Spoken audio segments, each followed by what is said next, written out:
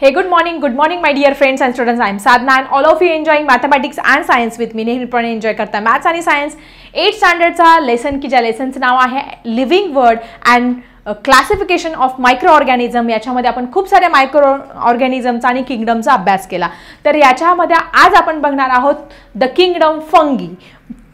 की फंगी म्हणजेच फंगस, की आपण आपल्या पावावरती किंवा तुमच्या पोळीवरती ती तशीच ठेवली तर काही दिवसांची जी व्हाईट कलरचं तुम्हाला एक सबस्टन्स दिसतो त्याला आपण it's nothing but a fungi और फंगस, त्यालाच आपण बुरशी म्हणत असतो. मग आता ही जी बुरशी आहे तिची जी साईज असते अप्रॉक्सिमेटली तुम्हाला एक्झाममध्ये विचार झाले what is the approximately size of this fungus, that is it is approximately 10 micrometre to 100 micrometre एवढी त्याची साईज असते.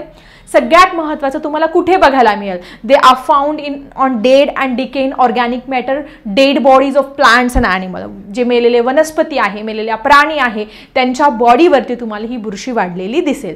देर are eukaryotic organism. Eukaryotic means we, cat, dog, elephant or human being, all these are the eukaryotic, ज्याच्यामध्ये वेल defined nucleus असतो, all sale organelles असतात, त्याला आपण यूकॅरियोटिक organism म्हणत असतो. तसं तुमची जी फंगी आहे ही पण काय आहे, यूकॅरियोटिक ऑर्गॅनिझम आहे. Some are unicellular and other are visible with naked eyes. काही आपण डोळ्यांनी बघू शकतो, आपण बघा काही जी बुरशी पावरती ती डोळ्यांनी, पण काही आपण डोळ्यांनी बघू शकत नाही. It is सॅप्रोफायटिक. सॅप्रोफायटिक का म्हणणार, बिकॉज काय होत असते, ती मृतोपजीवी, मृत वनस्पती आणि प्राण्यांच्या बॉडीवरती ती वाढते, त्याच्यामधले जे न्यूट्रियंट्स आहेत ते शोषून घेत असते आणि त्याच्याने त्याची काय होत असते, वाढ होत असते. So it is saprophytic, absorb their food from dead and decaying organic matter. तर ही जी फंगी आहे त्याचं जे रिप्रोडक्शन आहे ते दोन मेथडनी होत असतं. एक asexual reproduction by means of budding, त्याच्यामध्ये बर्ड तयार होऊन बाय बर्डिंग स्पोर्सने तयार होत असतं. त्यानंतर पुढे आहे सेल डिव्हिजन मेथड. ह्यात सेल डिव्हिजन आणि बर्डिंग आहे असेक्शुअली रिप्रोडक्शन होत असतं. And sexual reproduction by means of male gamete and female gamete यांच्यापासून काय होत असतं, सेक्शुअल रिप्रोडक्शन पण याच्यामध्ये काय होत असतं, तुमच्या फंगीमध्ये होत असतं. समजलं तुम्हाला, asexual reproduction by cell division and budding method and sexual reproduction by the gamete formation. Okay, so ह्या फंगीचे खूप सारे एक्झाम्पल्स आहेत. तुम्हाला सगळ्यांना माहिती आहे पावामध्ये आपण जो ईस्ट नावाचा पदार्थ टाकत असतो की ज्याच्यामुळे पाव प्लफी आणि स्पॉन्जी होत असतो, म्हणजे तो baker's yeast. This is the first very important and useful fungus to us. Then Candida and then mushroom. मशरूमची आपण भाजी करत असतो. ह्या सगळ्या काय आहे फंगीच्या वेगवेगळे एक्झाम्पल्स आहे की जे तुम्हाला एक्झामच्या दृष्टीने इम्पॉर्टंट आहे. सो अशा पद्धतीने आपण किंगडम जी फंगी आहे त्याचा आपण अभ्यास केलेला आहे. आता आपल्याला बघायचं आहे next kingdom, that is algae. आता अल्गी तुम्ही कुठे बघितले बाळांनो, तुम्ही कधी पावसाळ्यामध्ये बघा भिंतीवरती असं ग्रीन रंगाचं काही एक सबस्टन्स बघितलाय, किंवा तुमची एखादी पाण्याची टाकी असेल किंवा विहीर असेल किंवा तुम्ही टेरेसवरती असं ग्रीन रंगाचा सबस्टन्स असेल आणि त्याच्यावरती तुमचा पाय सटकला असेल. सो तो ग्रीन रंगाचा सबस्टन्स किंवा खूप पाणी वाहतंय तिथे पण एक ग्रीन सबस्टन्स दिसतो. तो green substance it is nothing but algae. तोच असतं तुमचं अल्गी किंवा शेवाळ म्हणत असतो आपण त्याला. मग आता हे जे शेवाळ असतं त्याची साईज किती असते, it is approximately 10 micrometre to 100 micrometre. आपण डोळ्यांनी बघू शकतो. दे आर ॲक्वॅटिक, जिथे दमट किंवा पाण्याची जागा आहे, पाणथळ जागा आहे असे तुम्हाला तिथे ठिकाणी तुम्हाला शेवाळ बघायला मिळेल. It's eukaryotic means having the well defined nucleus and cell organelle सगळे याच्यामध्ये प्रेझेंट असतात. युनिसेल्युलर पण असते आणि autotrophic means it having the chlorophyll pigment. त्याच्यामध्ये हरितद्रव्य म्हणून तुम्हाला ती शेवाळ जास्त हिरव्या रंगाचं दिसतं का, तर त्याच्यामध्ये काय असतं तुम्हाला क्लोरोफिल पिगमेंट, जे सगळ्या वनस्पतींमध्ये प्रेझेंट असतं ते पण काय असतं त्या अल्गीमध्ये प्रेझेंट असतं. ते स्वतःचं अन्न स्वतः तयार करू शकतं सूर्यप्रकाशाच्या मदतीने. त्याच्यामुळं अल्गी काय आहे तुमची ॲटोट्रॉफिक आहे, युनिसेल्युलर पण आहे आणि यूकॅरियोटिक आहे. सो हे सगळे कॅरेक्टरिस्टिक तुमच्या टेक्स्टबुकमध्ये दिलेले आहे. फर्स्ट वन ती ॲक्वॅटिक आहे. Then photosynthesis is carried with the help of chloroplast in presence of all these cell organelles. हे तुम्हाला समजलं असेल. Then there are different type of examples of this algae which is given in your textbook. तुमच्या पुस्तकात खूप सारे example दिले आहे. पहिला आहे क्लोरेला ही एक अल्गी आहे. त्यानंतर क्लॅमिडोमोनास, वेगळंच नाव आहे जरा, क्लॅमिडोमोनास पण काय आहे, ही एक अल्गीचाच प्रकार आहे, युनिसेल्युलर आहे. Most of the unicellular, some are the multicellular which is visible with naked eyes. काही आपण डोळ्यांनी बघू शकतो. बघा ना, शेवाळ हिरव्या रंगाचं जे टाकीत आलेलं आहे किंवा पाण्यात आहे, भिंतीवर आलेलं असतं, ते आपण डोळ्यांनी बघू शकतो. ठीक आहे, काही आपण बघू शकत नाही. So all these are the important points about this algae.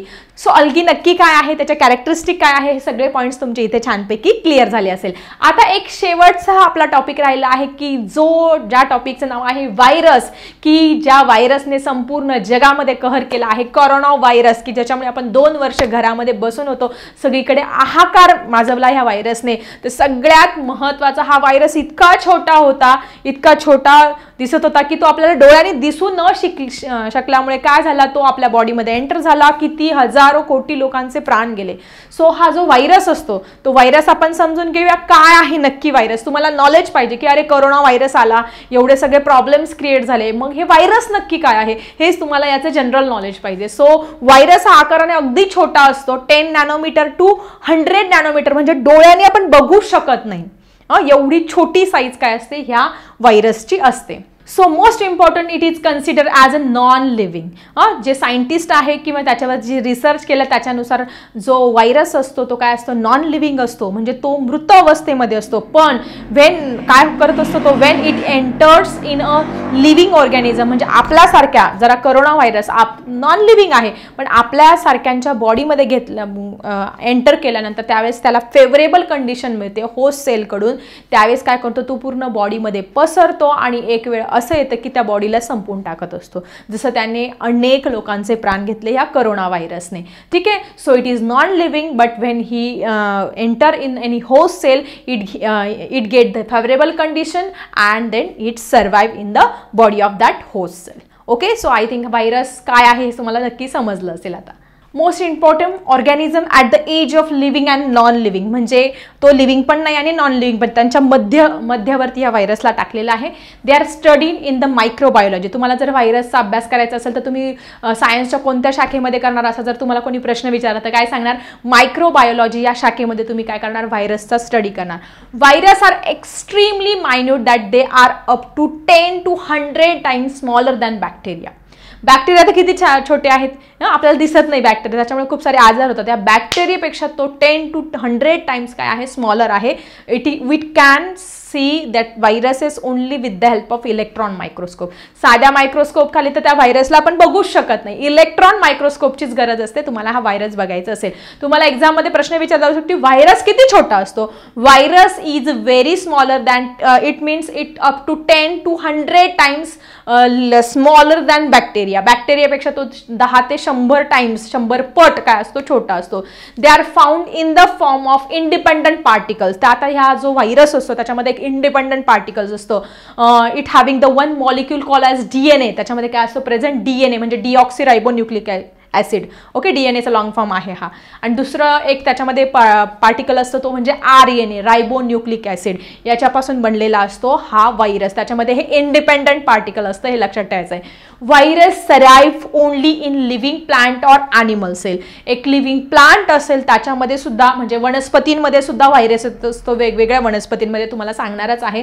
आणि ॲनिमल्समध्ये सुद्धा, ह्युमन बिईंगमध्ये, वेगवेगळ्या प्रकारचे ॲनिमल्स यांच्यामध्ये सुद्धा काय असतो, हा व्हायरस एंटर करतो आणि वेगवेगळ्या प्रकारचे आजार हे निर्माण करत असतो. So student, when virus enter in the animal's body or plants body, it produces their own proteins. स्वतःचे प्रोटीन्स तयार करतो with the help of host cell. Host सेलमधलं सगळं जे न्यूट्रिशन आहे ते घेतो आणि त्याचं काय करतो, असं प्रोटीन्स तयार करतो and create their numerical replica, म्हणजे खूप सारे त्याचं रिप्रोडक्शन वगैरे, त्याची जी कॉलनीज वगैरे किंवा त्याची जी प्रजाती आहे ती वाढवण्याचं काम करत असतो. They destroy host cell. आणि एक दिवस असा होतो की पूर्ण त्या व्यक्तीला, त्या वनस्पतीला, त्या प्राण्याला तो व्हायरस खोकला करून टाकतो. It destroy the host cell, त्याला मारून टाकत असतो. जसं कोरोना व्हायरसने अनेकांच्या बॉडीमध्ये एंटर केली आणि त्या व्यक्तीला डायरेक्ट त्याला मृत्यूला सामोरं जावं लागलं, त्या पद्धतीने. So virus is very dangerous. And it get free when the host cell die. ज्यावेळेस तो व्यक्ती किंवा तो प्राणी किंवा ती वनस्पती मरते त्यावेळेसच तो काय होतो, फ्री होतो. फ्री झाल्यानंतर तो कसा काय फ्री राहत नाही, परत तो एखाद्याच्या बॉडीमध्ये घुसणार आणि परत त्या व्यक्तीला, त्या वनस्पतीला, त्या प्राण्याला काय करणार, तो डिस्ट्रॉय करत असतो. असा हा डेंजरस आहे virus. So viruses causes different type of diseases which is given in your text book. 1.8 diagram दिलेली आहे. खूप सारे आजार होत असतं तुमच्या बुकमध्ये दिलेलं आहे. तर सगळ्यात महत्त्वाचं, ह्युमन बिईंगमध्ये जर व्हायरस, पोलिओ व्हायरस सगळ्यांना माहिती आहे, अपंगत्व येत असतं. जर पोलिओचा जो व्हायरस आहे, जर एखाद्या लहान मुलामध्ये वगैरे तो एंटर केलं, त्याला पोलिओचा डोस वगैरे दिला नसेल तर त्या व्यक्तीला, त्या मुलीला अपंगत्व हे कायमचं येऊ शकतो. Then influenza virus is there. फ्लूचा ताप तुम्हाला सगळ्यांना माहिती आहे, तो व्हायरस बॉडीमध्ये आल्यानंतर आपल्याला फ्लू होत असतो. त्यानंतर HIV व्हायरस आहे, ह्युमन इम्युनोडिफिशियन्सी व्हायरस, ज्याच्यामुळे एड्स नावाचा आजार होत असतो. एड्सविषयी आपण नंतर एखाद्या व्हिडिओमध्ये, पुढच्याच आय थिंक व्हिडिओमध्ये आपण डिटेलमध्ये समजून घेणार आहोत की एड्स काय आहे. हा एड्ससुद्धा व्हायरसमुळे होत असतो, फ्लू होत असतो व्हायरसमुळे. त्यानंतर polio virus is there. Then cattle, तुमचे जे जनावर आहे, गाय, म्हैस वगैरे, हे जे कॅटल्स आहेत त्याच्यामध्ये सुद्धा व्हायरस जात असतो. That is call as picorna virus म्हणतात. त्याच्यामुळे काय होत असतो, ते जनावराला एक प्रकारचा आजार होतो आणि त्याचा मृत्यू हा होत असतो. देन नेक्स्ट वन, प्लांट्स, तुमच्या ज्या वनस्पती आहे, तुमचं जे टोमॅटो आहे, टोमॅटो सगळ्यांना फार आवडतात, तर त्याचं टोमॅटो विल्ट व्हायरस, म्हणजे टोमॅटोवरती असे डॉट डॉट डॉट डॉट पडत असतात. तो डॉट डॉट पडणं म्हणजे एक व्हायरस त्याच्यामध्ये गेलेला असतो. सो अशा पद्धतीने हे वेगवेगळ्या प्रकारचे व्हायरसेस तुमच्या टेक्स्टबुकमध्ये दिलेले आहेत. Then next one is a tobacco mosaic virus. तुम्हाला तंबाखू बरेच जण खात असतात, तर ते तंबाखूची जी पानं आहे, तर तंबाखूच्या पानांवरती मोझाईक लाईक स्ट्रक्चर होत असतं. मोझाईक म्हणजे तुम्हाला ड्रॉइंगमध्ये एक प्रकार आहे बघा, ते डॉट डॉट डॉट डॉट करत असतात. तसंच तुमची ती तंबाखूची जी पानं आहे त्याच्यावरती मोझाईक लाईक स्ट्रक्चर त्या व्हायरसमुळे होतं. त्याला आपण टोबॅको मोझाईक व्हायरस म्हणत असतो, की जो तंबाखूच्या पानांवरती येत असतो. अशा पद्धतीने वेगवेगळे व्हायरसेस तुमच्या टेक्स्टबुकमध्ये दिलेले आहेत. So one more is bacteria. Bacteriophage virus attack bacteria. बॅक्टेरियावरती पण अटॅक करणारा बॅक्टेरियोफेज व्हायरस असतो. So in this all these information is about virus. So virus नक्की काय आहे हे तुम्हाला नक्की समजलं असेल. त्याचे खूप सारे प्रॉपर्टीज, कॅरेक्टरिस्टिक दिलेले आहेत, ते तुम्ही तुमच्या नोटबुकमध्ये नोट डाऊन करा. सो आज हा आपला लेसन इथे संपलेला आहे. फर्स्ट लेसन इथे कंप्लीट झालेला आहे. तर कसा वाटला आजचा व्हिडिओ? नक्की तुम्हाला आवडला असेल तर एक लाईक करा, because it is free of cost for all of you. आणि नवीन असेल तर सबस्क्राइब करायला विसरू नका. चला भेटूया आपल्या नवीन इंटरेस्टिंग फ्रेश लेसनसह नेक्स्ट व्हिडिओमध्ये. आता मी थांबते. Bye everyone.